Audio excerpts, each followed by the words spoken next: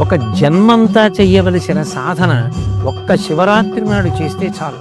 ఇక ఇంతకన్నా నువ్వు ఉపాసన చేయడానికి తేలికైనటువంటి రోజు రాదు. ఎందుకని?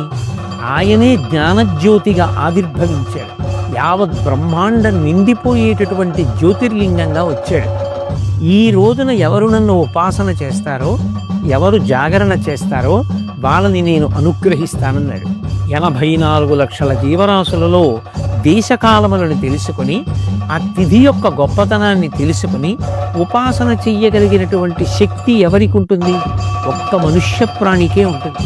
అందుకే జంతువునాం నరజన్మ దుర్లభం. అటువంటి నరజన్మ ఎత్తిన తరువాత మరి మహాశివరాత్రి లాంటి పర్వదినాన్ని విడిచిపెట్టేసుకుంటే దాని వలన ఎంత ఉపాసన కోల్పోయాం.